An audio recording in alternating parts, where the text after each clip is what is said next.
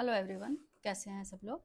आज हम पढ़ेंगे end of chapter exercise chapter 4 के लास्ट 4 क्वेश्चंस। हमारा ये चैप्टर खत्म हो जाएगा आज। ठीक है, तो अब हम करेंगे क्वेश्चन नंबर 10, 11, 12, 13 चार ही क्वेश्चन रहते हैं इस चैप्टर के।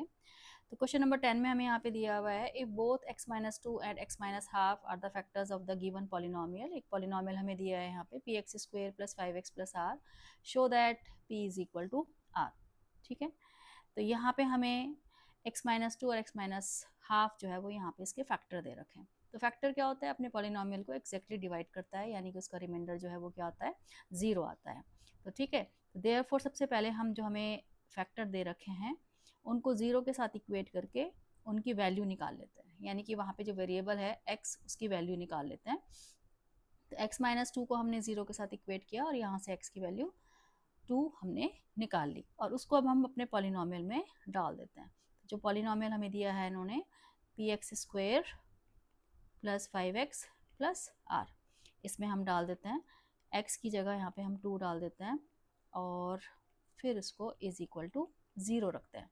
इज इक्वल टू 0 हम इसलिए रख रहे हैं क्योंकि x-2 इसका फैक्टर है, तो यानी कि x-2 जब इसको डिवाइड करेगा तो रिमाइंडर हमारा क्या आएगा, 0 आएगा। ठीक है, तो ये आ जाएगा हमारा 4p + 10 + r is equal to 0।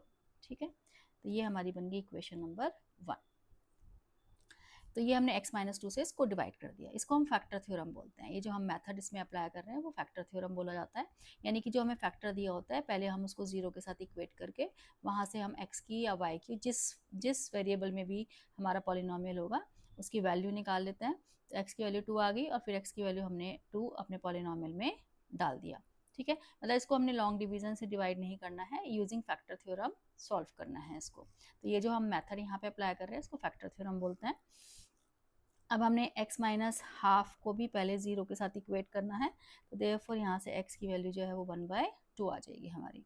अब हम अपने पॉलिनोमियल में x की जगह 1/2 डालेंगे। ठीक है, ये मैंने x की जगह 1/2 डाल दिया है और इज इक्वल टू 0। यहाँ भी इज इक्वल टू 0 रखा है मैंने क्योंकि x-हाफ इसका फैक्टर है। अब ये आ जाएगा हमारा p 1/4 + 5/2 + r is equal to 0। इसका एलसीएम ले लेते हैं हम, तो एलसीएम 4 आ जाएगा हमारा। तो ये p + 10 + 4r is equal to 0। और जब हम क्रॉस मल्टीप्लाई करेंगे तो जो ये हमारा 4 है डिनोमिनेटर में, ये हमारा इधर 0 के साथ मल्टीप्लाई होके 0 हो जाएगा, यानी कि इस 4 की जब हम 0 के साथ मल्टीप्लाई करेंगे तो 0 के साथ तो हम किसी भी नंबर को मल्टीप्लाई करते हैं तो आंसर क्या आता है, 0। तो ये बन गई हमारी इक्वेशन नंबर 2। ठीक है, तो एक इक्वेशन हमारी ऊपर बनी है, एक इक्वेशन हमारी ये बनी है। तो दोनों इक्वेशंस को हमने इक्वेट करना है क्योंकि दोनों ही इक्वेशंस का जो RHS पार्ट है वो 0 है। तो इक्वेशंस को इक्वेट हम कब करते हैं, जब इक्वेशन का LHS या RHS पार्ट क्या होता है, सेम होता है। तो therefore by equating equation 1 and 2, दोनों इक्वेशंस को हम इक्वेट कर रहे हैं।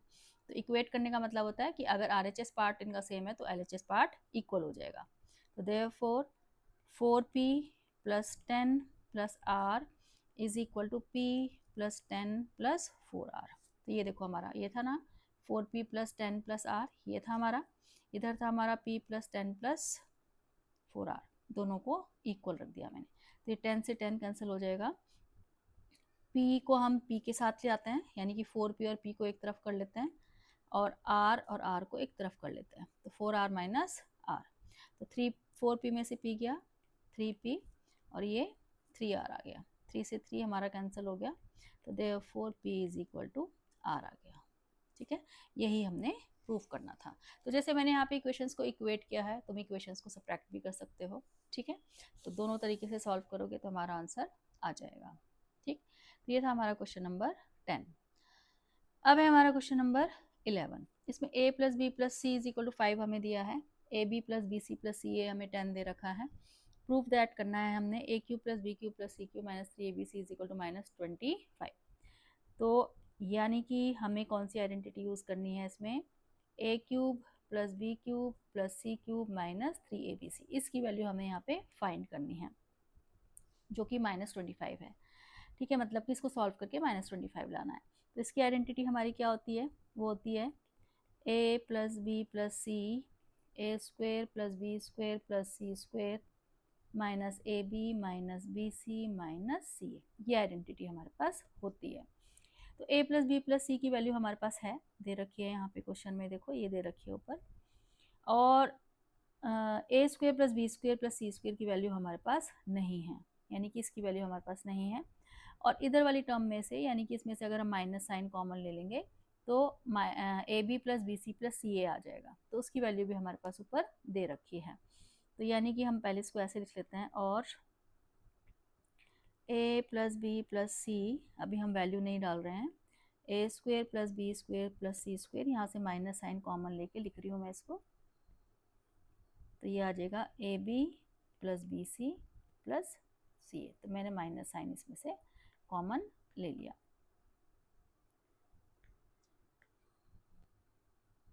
ये मैंने कॉमन ले लिया, ठीक है। अब देखो हमारे पास जो है गिवन जो है हमें वो है a plus B plus C is equal to 5। तो हम इसकी स्क्वेयरिंग बोथ साइड कर देते हैं, ठीक, क्योंकि हमें A square plus B square plus C square की वैल्यू चाहिए, जो कि हमें इसकी स्क्वेयरिंग करके ही मिलेगी। तो यहाँ पे हम लिखेंगे इसकी स्क्वेयरिंग बोथ साइड्स, यानी कि अपनी तरफ से हम कोई भी काम करते हैं तो वो दोनों साइड करना होता है हमें, ठीक है। तो स्क्वेयरिंग बोथ साइड हम यहाँ पे कर देते हैं। तो therefore a plus B plus C का whole square is equal to 5 का स्क्वेयर। अब यहाँ पे आइडेंटिटी लगा देते हैं हम, A square plus B square plus C square plus 2ab plus 2bc plus 2ca is equal to 25। 5 का स्क्वेयर कर दिया हमने और इधर आइडेंटिटी लगा दी, A square plus B square plus C square, यहाँ से हम 2 कॉमन ले लेते हैं, A B plus B C plus C A is equal to 25। A square plus B square plus C square plus 2। अब ये A B plus B C plus C A की value हमें कितनी दे रखी है, ऊपर 10 दे रखी है, यहाँ पे ये 10 दे रखी है, तो यहाँ पे 10 डाल देते हैं, इंटू 10 इज इक्वल टू 25। तो A square plus B square plus C square की वैल्यू आ जाएगी हमारी 25, जो हमारा 20 हो जाएगा उधर जाके माइनस हो जाएगा। तो A square plus B square plus C square की वैल्यू आ गई हमारे पास 5, ठीक है। और a plus B plus C की वैल्यू भी कितनी है हमारे पास 5, और A B plus B C plus C A की वैल्यू कितनी है हमारे पास 10। तो ये सारी वैल्यूज़ हमारे पास, मतलब 2 वैल्यूज़ तो हमें पहले दी थी, ये दोनों एक हमने निकाल ली। अब ये सारी वैल्यूज़ हमने यहाँ पे डाल देनी है ऊपर, जो हमारी आइडेंटिटी है ये वाली, जो मैंने यहाँ पे आइडेंटिटी लगाई है, ये जिसको मैं ये रेड कलर से यहाँ पे मार्क कर रही हूँ, यहाँ पे ये सारी वैल्यूज़ हम डाल देते हैं, ठीक है। तो देयरफॉर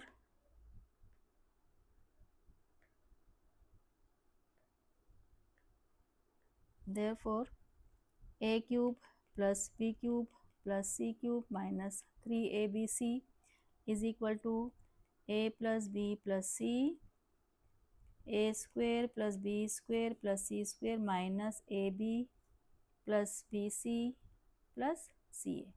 ये मैंने यहाँ पे कॉमन ले लिया है, ठीक है, कॉमन लेके जो मैंने ऊपर यहाँ पे लिखा हुआ है, ठीक है। ये अब यहाँ पे वैल्यू डाल देते हैं, a plus B plus C की वैल्यू जो है वो कितना है हमारे पास 5 है, यहाँ 5 डाल दी मैंने। A square plus B square plus C square की वैल्यू कितनी है हमने निकाली, वो भी 5 निकाली है, ये देखो यहाँ निकाली है ऊपर। और A B plus B C plus C A की वैल्यू हमें यहाँ पे 10 दे रखी है, तो ये वैल्यूज़ हमने यहाँ पे डाल दी। तो 5 माइनस 10 ये -5 आ गया, और इसको मल्टीप्लाई करेंगे तो -25 आ गया। यही हमें प्रूफ करना था इस क्वेश्चन में, ठीक है। अब देखो नेक्स्ट क्वेश्चन है हमारा क्वेश्चन नंबर 12। अब इन्होंने बोला है by factoring the expression check whether n cube minus n is always divisible by 6। अब इसका सॉल्यूशन देखो यहाँ पे। अब हमें एक्सप्रेशन क्या दिया है, एन क्यूब माइनस एन, ठीक है, यानी कि इसको पहले हमने क्या बनाना है, पहले इसके हमने फैक्टर्स बनाने हैं और फिर उसको बताना है कि ये हमेशा 6 से डिविजिबल होगा। तो फैक्टर बनाने के लिए सबसे पहले हम इसमें से कॉमन ले लेते हैं, n कॉमन ले लेते हैं, तो एन स्क्वेयर माइनस 1 आ जाएगा अंदर, n मैंने यहाँ से कॉमन ले लिया तो n स्क्वेयर माइनस 1 आ जाएगा, ठीक है। और फिर इसमें हम एन स्क्वेयर माइनस 1 को 1 का स्क्वेयर लिख लेंगे, तो यहाँ पे फिर आइडेंटिटी लगा देते हैं, A square minus B square, A plus B और ए माइनस बी। ठीक है, ए स्क्वेयर माइनस बी स्क्वेयर की आइडेंटिटी हमारी क्या होती है, ए प्लस बी और ए माइनस बी, ये आइडेंटिटी होती है। तो मैंने ये लगा दी, यानी कि जो हमारे फैक्टर बने हैं वो बने हैं n-1, n और n+1। ठीक है, तो ये जो है हमारे तीनों फैक्टर वो एक तरीके से कॉन्जिक्यूटिव नंबर्स हैं। ठीक है, अगर सपोज करो n हमने सपोज करो यहाँ पे 4 ले लिया। ठीक है, तो n-1 कितना होगा हमारा, n-1 कितना हो जाएगा, 4 - 1 यानी कि 3, और n+1 कितना हो जाएगा, यानी कि 4 + 1 = 5। तो क्या नंबर बनेंगे हमारे, 3, 4 और 5। तो ये कॉन्जिक्यूटिव नंबर्स हमारे बने हैं n-1, n और n+1। तो अब जैसे अगर तुम इस तरह के कुछ पेयर्स लिखोगे, जैसे मैंने एक पेयर ही लिख दिया 3, 4, 5, ऐसी अगर मैं लिख रही हूँ 6, 7, 8, ठीक है, एक मैंने ये लगा दिया। ऐसी अगर मैं लिख रही हूँ 10, 11, 12, ठीक है, तो देखो तुम हर बार कोई ना कोई नंबर 2, 3 से डिविजिबल होगा, यानी कि टोटल नंबर वो हमारा 6 से डिविजिबल होगा।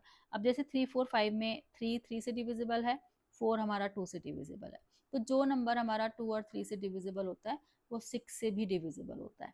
तो यानी कि 3, 4, 5 की जो प्रोडक्ट आएगी हमारी, ठीक है, प्रोडक्ट में है ना ये नंबर, तो ये प्रोडक्ट हमेशा किससे, 6 से डिविजिबल होगी। ऐसे यहाँ पे 6, 7, 8 में देखो 6 हमारा पहला ही नंबर हमारा जो है वो 6 से डिविजिबल है। फिर 10, 11, 12 में हमारा 12 6 से डिविजिबल है।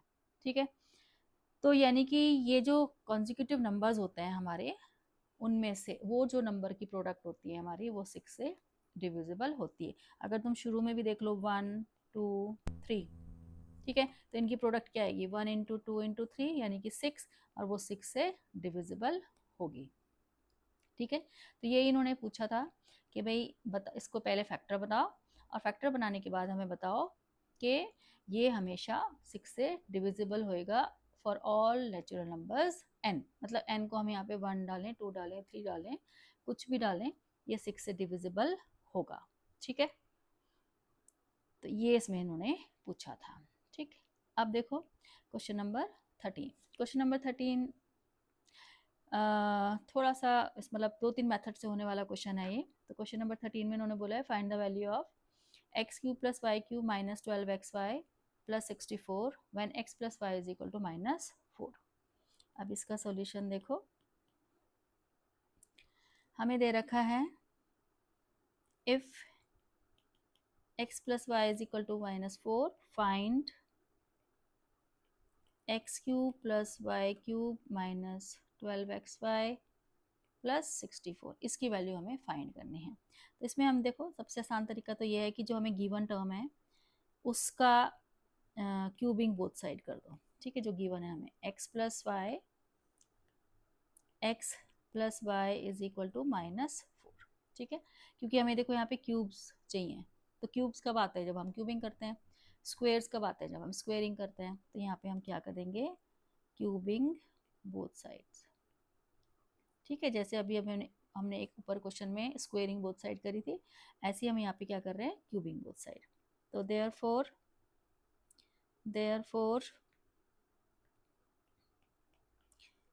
x + y होल क्यूब = -4 का क्यूब। ठीक है, अब यहाँ पे आइडेंटिटी लगा देते हैं a + b होल क्यूब की। तो a³ + b³ + 3a² + 3ab² -4 का क्यूब क्या होता है, -64।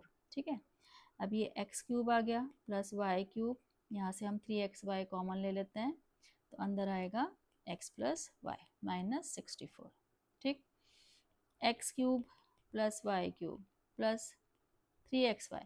अब x + y की जो हमें वैल्यू दे रखी है -4, यहाँ पे हम -4 डाल देते हैं।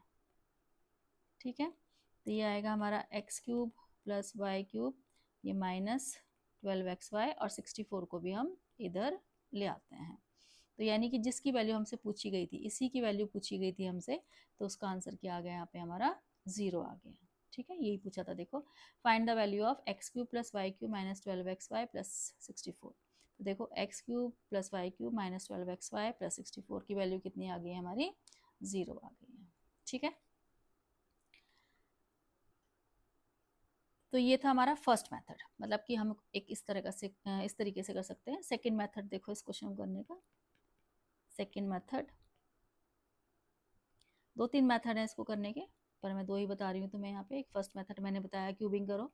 सेकंड मेथड में हम क्या करना है, जो हमें फाइंड करनी है वैल्यू, जैसे हमें फाइंड करनी है इसकी value x³ plus y³ minus 12xy plus 64, इसकी वैल्यू फाइंड करनी है हमें।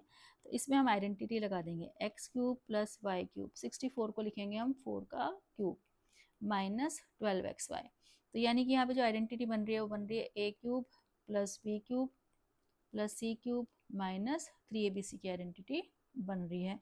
तो वो क्या होती है हमारी, a plus B plus C, A square plus B square plus C square minus A B minus B C minus C.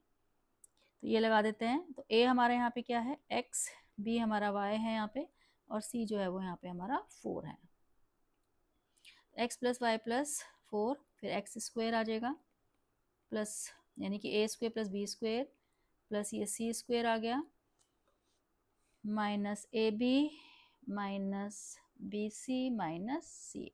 ठीक है, ये मैंने आइडेंटिटी यहाँ पे लगा दी। A square plus B square plus C square minus A B minus B C minus C. अब यहाँ पे हम x प्लस वाई की जगह वैल्यू डाल देंगे -4। ठीक है, ये मैंने डाल दी, और second bracket as it is रहेगा, उसमें हमने कोई चेंज नहीं करना है। ठीक है, ये ऐसे ही रहेगा। अब ये -4 प्लस 4 कितना हो गया हमारा, 0 हो गया। ठीक है, सेकेंड ब्रैकेट में कोई चेंज नहीं है।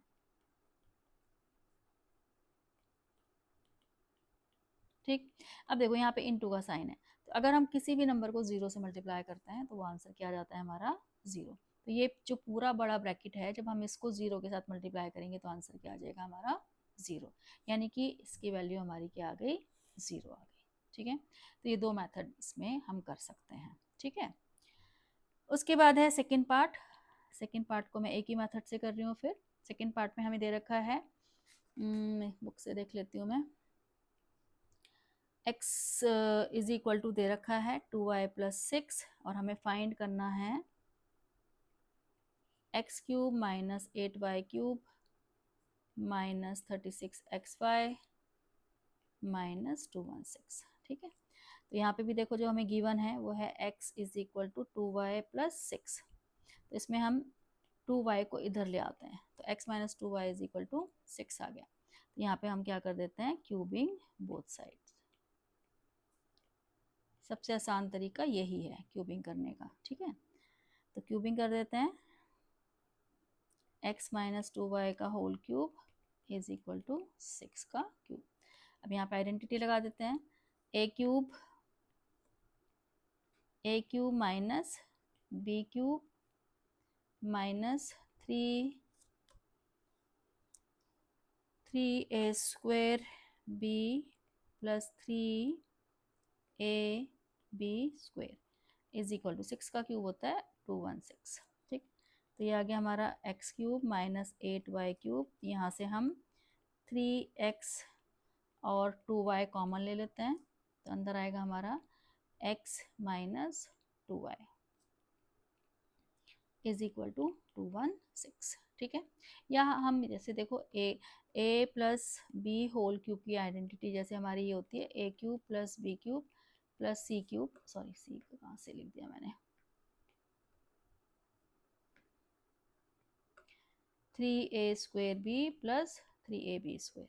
तो हम इसको ऐसे भी लिख सकते हैं a³ plus b³ plus 3ab a plus b, इस तरह से भी हम लिख के इसको यूज़ कर सकते हैं। ऐसे ही a minus B whole cube की आइडेंटिटी को भी हम इस तरह से यूज़ कर सकते हैं,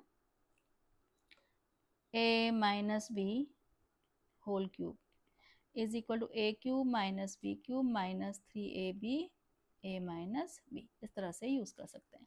यानी कि शुरू में ही हम इसको इसी फॉर्म में लिख सकते हैं, कॉमन लेने से पहले ही, यानी कि जो हमने लिखा है ये वाला स्टेप लिखने की ज़रूरत नहीं है, हम सीधा ये वाला स्टेप लिख सकते हैं जो मैंने अभी लिखा है कॉमन लेने के बाद।